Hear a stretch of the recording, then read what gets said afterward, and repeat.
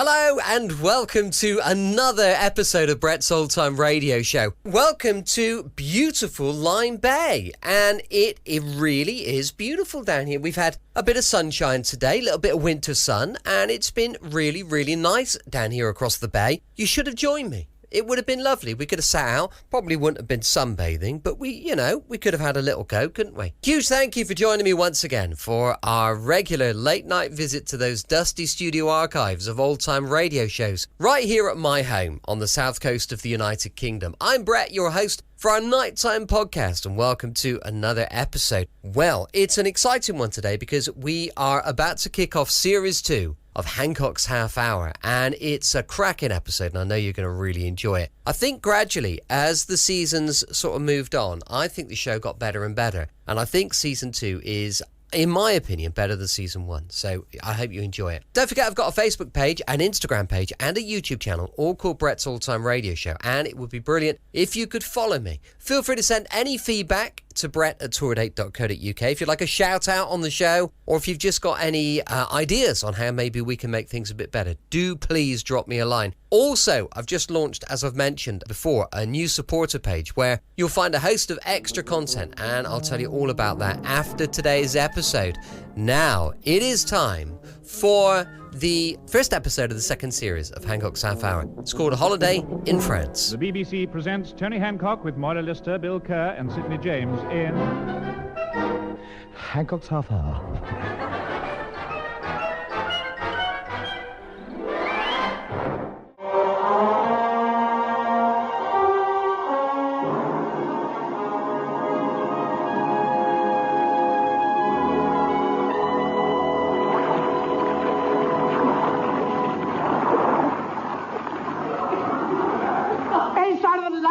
Number one.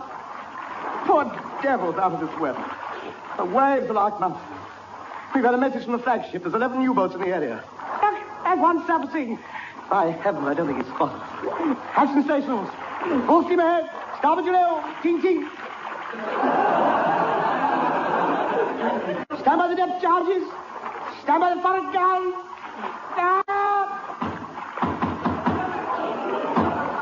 Stop. How much longer are you going to be in the bath?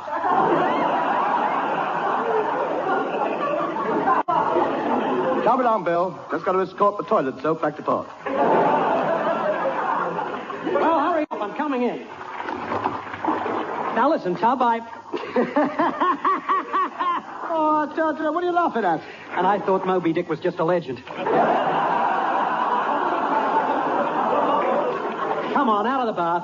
Half a minute. Mustn't let that German submarine get away. What German submarine? That scrubbing brush, stupid. Oh, good. Hooray. 3 cheers, we can say. Good show. Here comes the aircraft carrier. HMS Soap Dish. Out of stern, we'll go and meet her. Whoop, whoop, whoop, whoop, whoop. Watch out. Rocks dead ahead. Big, great, black, craggy rocks. You kindly leave my knees out of naval women. Hello, action station. Stiggling again. Submarine sighted, Wolfpack, 10 periscopes, that's broken surface. Are your toes? I know. And what are you worried about? I'm not facing that way.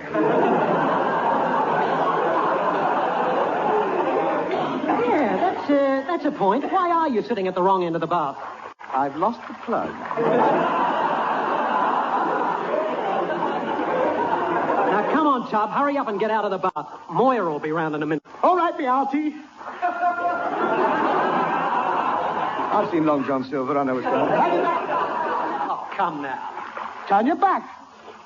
I don't see why. You've still got your trousers on. Well, the water wasn't very hot. Bath towel, shipmate. Now the talcum powder. Right, you can swab the decks down. I've finished. That'll be Moira. Let her in while I go in the bathroom and change it to be surely. What should we do with the drunken sailor? Coming. Hello, Bill. Hi, Moira. Come in. Where's Tony? He's just had a bath. Oh, no. Don't tell me he's got the sea fever again. Yeah. Each day he relives a famous battle. Sunday it was Jutland, Monday Trafalgar. And today? The cruel bathwater. I don't understand it. Why does he keep getting this craze for the sea? He says he's got a touch of Drake about him. What have his feet got to do with it? suppose he'll start dressing up in his sailor suits again. You know what that means. Yeah, out on the Serpentine every morning. One arm tucked in his waistcoat, a patch over one eye, scanning the boathouse with a rolled-up newspaper shouting, I don't care if I have had me Tanner's worth. Napoleon out there's due in before I am. Well, we've just got to do something about it. I'm not living for a fortnight on salt pork and biscuits again. I don't mind that.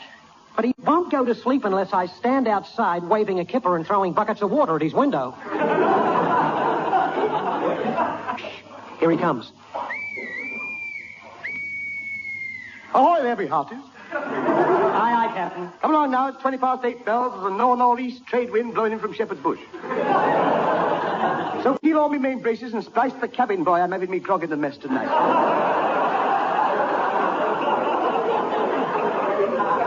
Shiver me timbers, a woman on board me ship. Open the front door, signal the number 7 bus to come alongside and cast her adrift in the ice street. Look, hornblower. Stop this nonsense and take off those silly clothes. Silly clothes? This is me sailor's set. It was made to measure. Yes, but you were only 7 at the time.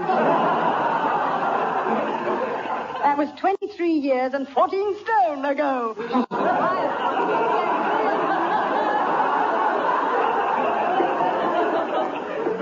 And that ridiculous little hat, HMS Lollipop. Well, I had a crush on Shirley Temple when Mum bought it.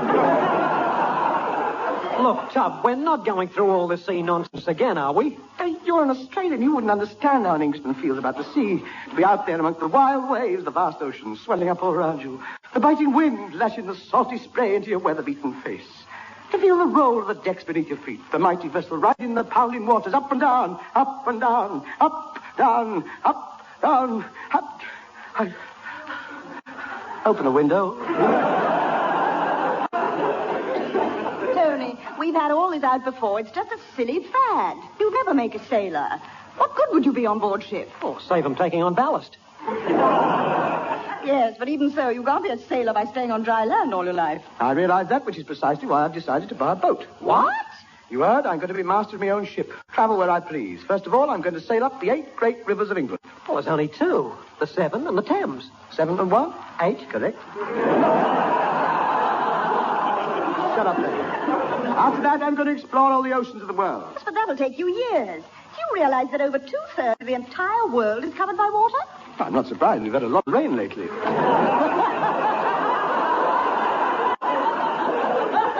Tub, look, there's just one small point. Where are you going to get this boat? I can easily answer one of the adverts in the Shipowners Monthly. I've got a copy of it here. Show me. Ah, here we are. Boats for sale. Any there with engines? Let's see. 80,000-ton naval surplus battleship for sale. Spacious accommodation, upper and lower decks. Make ideal houseboat for young couple with 2,000 children. I don't think so. Make a note of it, though. It might come in handy for the future, eh, Maura?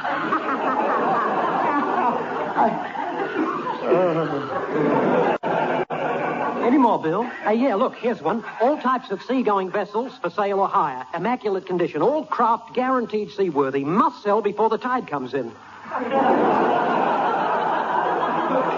Apply Sidney James, Steamship Company, Southampton Docks. Sid James in the shipping business? I'm not buying any boats off him. Oh, now, Tom. No, the man's a crook. He's always twisting me. I always get into trouble when I buy anything off him. Look, you want a boat, don't you? Yes. And you want to sail up the river, don't you? Up the river, yes. Up the creek, no. Look, if it'll make you any happier, I'll come down with you and help you choose the boat. No, thank you. But why not?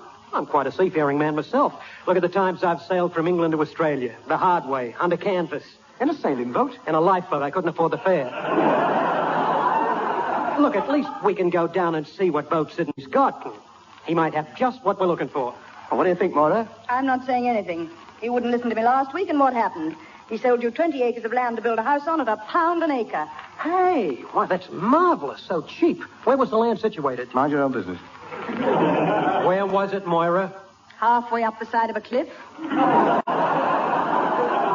Look, there's nothing to worry about this time. Let's all go down, have a look at the boats, and if we don't like them, we don't buy. All right, then, I'll give him one more chance. But I'm warning you, Claire. If he catches me again, I'll push you on the floor and roll on you.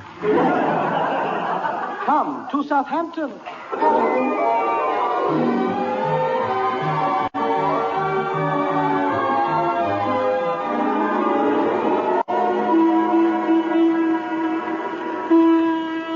then. What number pier is Sid on? 13. Let's put the knockers on it before we start. Here we are. That's Pier 13 over there. Oh, yes, I see it. The one with all bits of driftwood floating around the end. They're his boats. Good night. Tony, come back. I'm not buying any of that lot. Look at them. They've all been ridden with cannonballs. They're the portholes. Look, here's Sid's office. Let's go in. Don't come in. I'm on the U-turn. Hello? Hello, yes, that's it. Calais, France, 677931. Hello, Gaston? Oh, Pierre. E.C. Sid here. Hey? Oh, Bon, very bon. How's booze? Oh, not so bon, eh? Oh, well, look, Pierre. About ce soir. It's all off. I can't get across. I'll have to pick up the fags and the brandy another night. No, the customs haven't tumbled. I said the customs n'avait pas tumbled. No, it's just that I can't get a crew. No, I'm sorry, Pierre. I can't handle the boat myself. I got to have a crew, and I haven't got one, so there it is. I just can't find anybody stupid enough to go across. If I could get a crew, I'd see you tonight. Come in.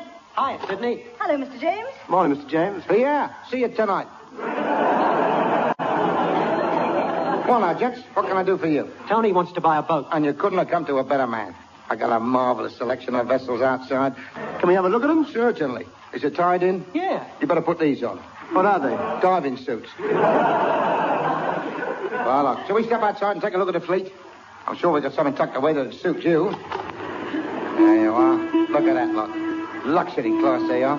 You know, last week I had the doctors down here looking at this lot. What happened? They refused to unload them. Oh, I've seen it. Say no more. That's the one I want. That's her. That's me craft. How much do you want for her? I'll find out. Charlie, bring up Q Naught Oscar how much they want for the Queen Mary. Is that the Queen Mary? Yeah, she's sailing tonight. She won't sail tonight, matey. It'll take him a week to get the paddles on. The Queen Mary isn't a paddle steamer. I know, I was only joking. Ah, it's a wonderful sight to see her going down the old channel. Sails billowing, 2,000 oars hitting the water all at once. Tony, don't be so silly. What do you think those funnels are for? Funnels? Oh, the chimblies. Oh, well, it's winter. They've got to have fires in the room. Tony, they're not rooms. They're berths. Do you know there are 2,000 berths on that ship? What, every trip? Of course.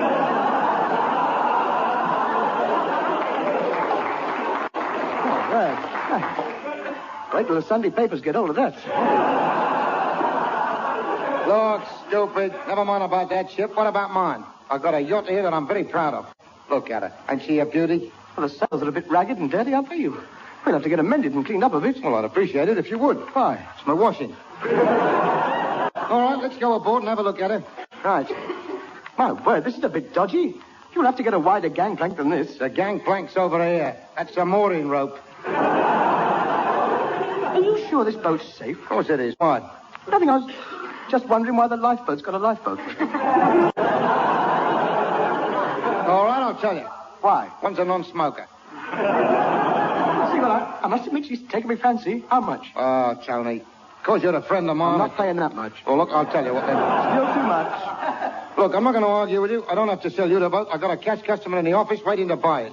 Oi, see, where's that firewood you promised? Later, I'm selling it. All right, Hancock, what about it? Well, I'll tell you what I'll do. Here's a big cap with gold braid on. Oh, yes. Moira, cop the lad here. Look, Bill, Captain Horatio Hancock. Mr. Christian, I'll see you all hanging from the highest yardstick. 15 airs on a dead man's chest, yo-oh-oh, and it comes out here. What do you think, Moira? I think it suits you, Tony. I like the gold braid. Gold braid. You know, during the war, we nautical men called it scrambled egg. And oh. What's wrong? It is. Hancock, do you want this boat or not? Can I keep the hat? Of course. All right, then. How much? To you, 50 quid. I'll take it. A bargain. Money well spent, that is now. Now then, how much for the boat? Do you want to try it out first? Well, Take a tip from me, Tony boy. Never get tied up with anything you haven't tried out first. I'll let you say that over to France tonight. Bring it back tomorrow morning. Really? I insist. I'll come with you, of course. Bags on, Captain. Naturally. Good. We'll go to France, then. I'm looking forward to those old French customs. Yes, the idea is to avoid them. All right. Now that I'm captain, and don't forget, as captain, I'm responsible for every one of you and for everything that goes on board my ship. Can I have that in writing? Come on, let's get underway.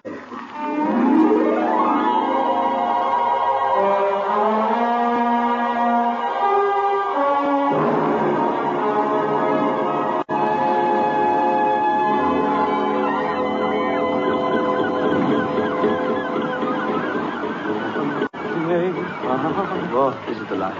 Miles out the open sea. Not another vessel in sight. Nothing. Hello, what's that following us? The pier. I told you we should have climbed. Oh, look. Look, there's the Isle of Wight, dead ahead. Oh, yes, what do we do here? Turn left unless you want to take a bus. Bill, stick you down out the porto. We're going left. Now, we got to be very careful here, Hancock. It's getting dark. And you got to watch where you're going. Don't tell me what to do. I'm the captain. You're just a deckhand. Come in the old acid. Squeeze more salt water out of his socks than you sailed on. Well, of course it's getting dark. Of course it's getting dark. I spotted it straight away. As soon as the light started to go, I noticed it. We've got nothing to worry about with Hancock at the helm.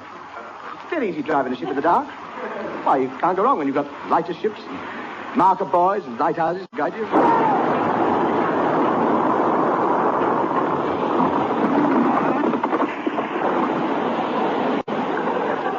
All right. What did you hit? A light ship and marker buoys. Any damage? Yes, one propeller gone, rudder missing, mainmast gone, the stern's caved in, and there's a dirty great big hole in the side. Yes, but anything new? No! Engine all right? Yes! Are you sure? Yes, it's securely bolted to the lower deck. Good. There's just one thing. All right. The lower deck's gone. No engine. What are we going to do now? We'll have to hoist a sail. Well, where can we get a lump of canvas big enough? What's everybody looking at my trousers for? Tony, this is an emergency. It will be if I take them off. All right. Get them off. Oh, all right there. Blimey. That's a flash pair of pants you got on here. White with red polka dots. Mara made them for me. Where'd you get the material? I sewed 10 Japanese flags together. All right, thank you. You've got me trousers. Just leave me with me dignity. Right. Hoist his trousers. Oh, that's better. We're going a fair lick now. Hey, watch out at the wheel there. There's a rowing boat dead in front of us. Well, tell him to get out of the way. He won't budge. Well, drive straight on it then. Here, that collision must have done some damage. We're listing to starboard. Wait a minute. We're straightening up again. Oh, good. Oh, blimey, we're listing again to port now. No, it's all right. We're straightening up again. No, wait a minute. What's this? We're listening to starboard again. What's going on? Tony! Stop walking round the boat. Yeah, we gotta get a move on if we're gonna get to France tonight. Come on now. Full trousers ahead.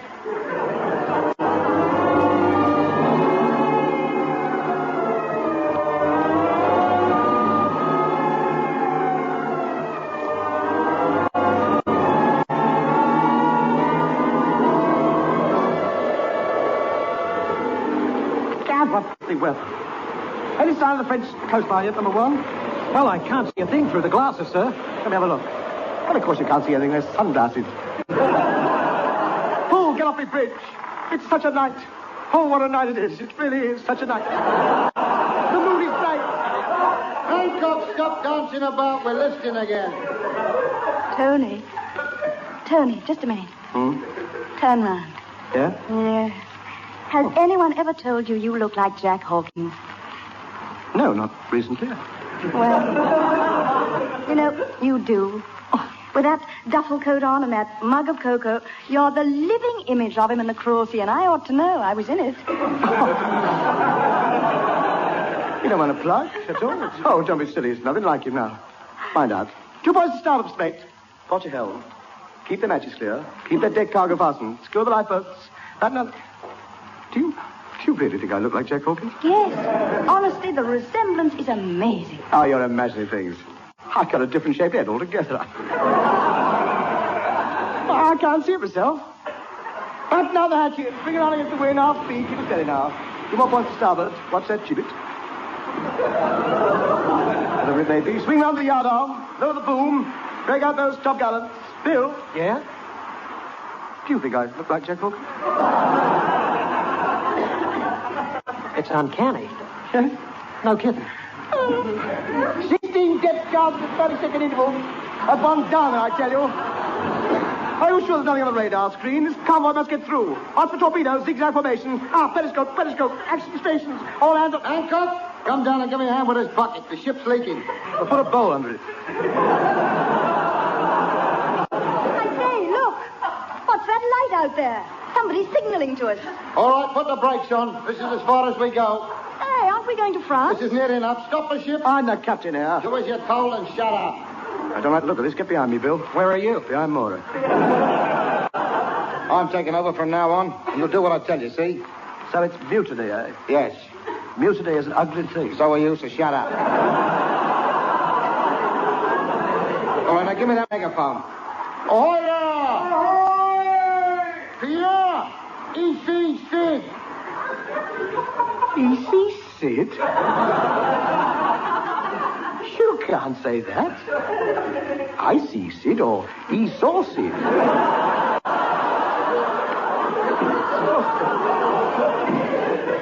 Not E.C. Sid. I'm not having that. Stow your cab. Pierre! Bring your boat alongside. We'll load the stuff onto the deck. Tony, I've just realized what's happening. Sid's a smuggler. He's picking up contraband from this Frenchman and smuggling it back to England. We've got to do something. By heavens, you're right. Leave this to me, Mora. There'll probably be a fight. Ooh, now listen, things start getting tough. Promise me you'll go down to my cabin. Lock the door and hide under the table. Why? That's what I'll be. No, Tub, we can't let him get away with this. We've got to stop him. I'll come with you. All right, you first. All right, Pierre. Start slinging the stuff across. Just a minute, James. We're not going to let you get away with this. Smuggling is against the law. And we're going to see that you get what's coming to you. It's people like you who undermine the whole economic stability of the country, evading customs duty, just for your own selfish ends. What's inside those cases? Andy. Up to you. Down your end. To me. Tony! Bill, what are you doing? Now, keep out of it. There's a good girl, Mora. To me, girl, Mora. There she does it. That's the lot. Good lad, Pierre. Back tomorrow night in the bigger boat. Turn round. Back to England, quick.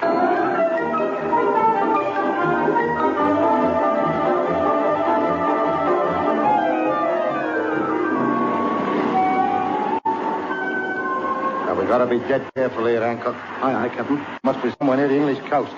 Seems to me we've been going round in circles for the last 3 hours. Well, I've been following the course Sydney marked on the chart. Look, there it is. Show me. Oh, Tony. What? That's where I rested my cocoa mug. Say, fellas, there's a motor launch heading this way. HM Customs and Excise. Here you are, Hancock. You can have your hat back. You're captain again. Morning. Nice day. We are coming aboard. Starting full up. There's another one coming up behind.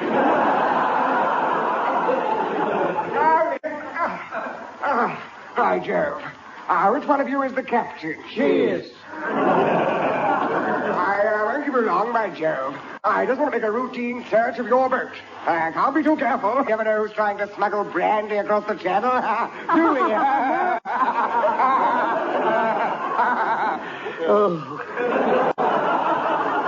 Well, if you'll excuse me, I'll start searching. Come, men!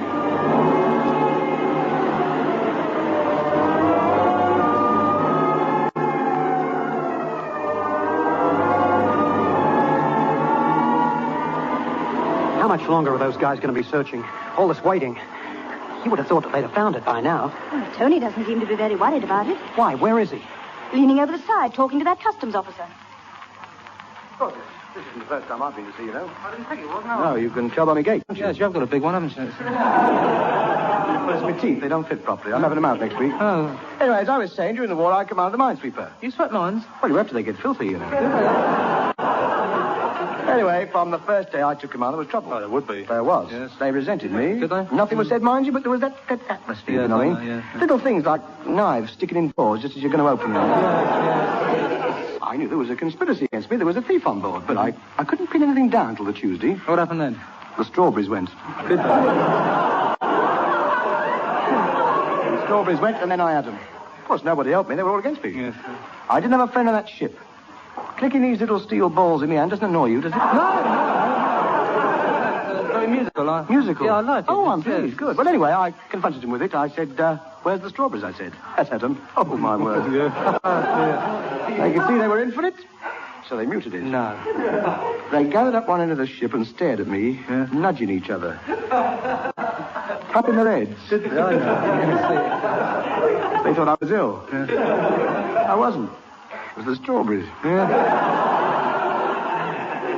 So I said, back your mutinous dogs, I'll have your court-martial. Well, that was the turning point. Well done. They could see they was up against a born leader. They were uneasy, uneasy they were. Oh, no, yes. They could see they'd gone too far. I felt sorry for them. Did you? Because they were only kids, just out of the jazz clubs. Yes. To show them I didn't bear any malice, I made a peace offering. That's the start. I walked towards them with my hand outstretched. Yes. They appreciated that. They all rushed forward in a body and with smiles of gratitude all over their faces. They came up to me and clasped my hand. Yeah. Do you know what they did? What? They threw me over. Excuse me, Mr. Hancock. Oh, I suppose you found... Yes. 300 bottles of brandy. You didn't fall out by Joe. Painted them all white and tying a note round them. Only 2 pints tomorrow, milkman. By Jove, this is the best brandy on the market. Do you realize that's unobtainable in England? Worth a fortune. Oh, we'd have got more, but we didn't have a bigger boat. Too bad. Well, come along. By Jove. Oh, men.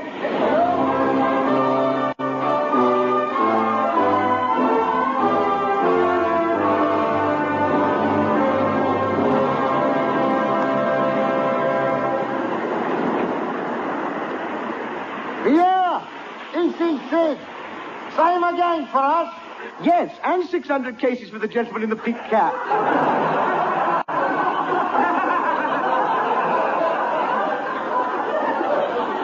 It was 600, wasn't it? Yes, by Jove. That's right.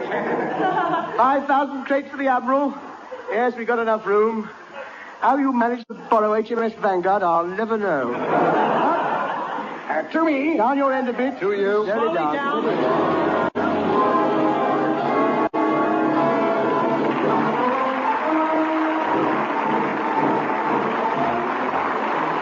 That was Hancock's Half Hour, featuring the lad himself with Moira Lister, Bill Kerr, Sidney James, and Kenneth Williams. Incidental music was composed by Wally Stott and recorded by the BBC Augmented Review Orchestra, conducted by Harry Rabinowitz. The script was written by Ray Galton and Alan Simpson, and the program which was recorded was produced by Dennis Main Wilson.